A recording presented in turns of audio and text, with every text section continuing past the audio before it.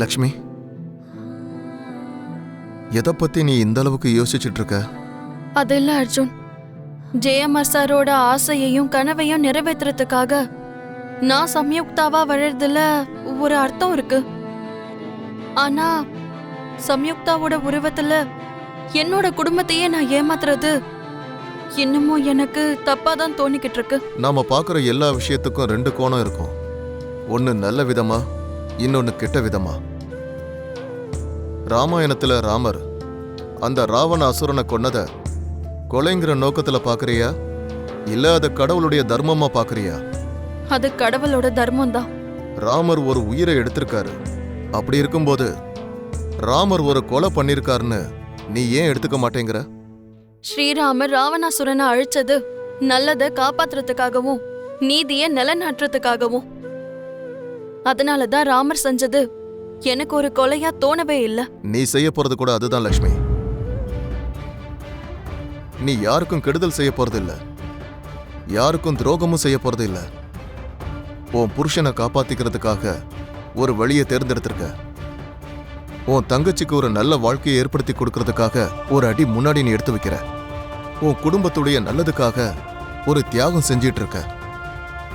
நீ செய்யறது உன்னோட சுயநலத்துக்காக இல்ல, உன்னை சார்ந்தவங்களுக்கு நல்லது செய்யற. இது அப்படியே அந்த ஸ்ரீராமர் பண்ண மாதிரியே தான்.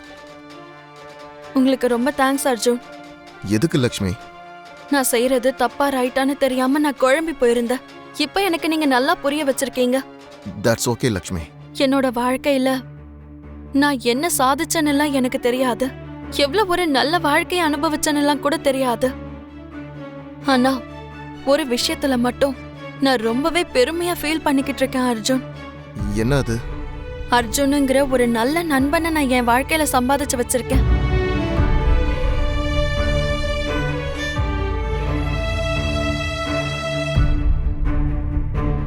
உங்களுக்கு ரொம்ப நன்றி அர்ஜுன்.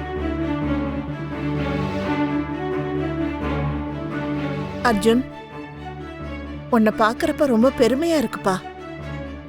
எதுக்குமா? நீ லவ் பண்ண பொண்ணு உன்னை ஏமாத்திட்டான்னு உன் வாழ்க்கையை அழிச்சிட்டு இருந்த. உன்னை பத்தி நீ சுத்தமா மறந்துட்ட.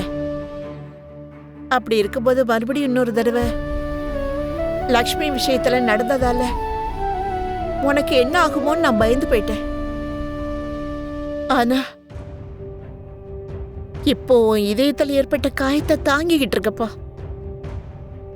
உன் வலியெல்லாம் மறைச்சுக்கிட்டே ஒண்ணுமே நடக்காத மாதிரி இருக்க. ஒரு பக்கம் என் மனசு கஷ்டப்பட்டாலும் இன்னொரு பக்கம் சந்தோஷமா இருக்கு. எல்லாத்தையும் மறந்துட்டேன். லக்ஷ்மிக்கு நீ உதவி செய்யறத பார்க்கும்போது என் மனசுக்கு ரொம்ப சந்தோஷமா இருக்கு.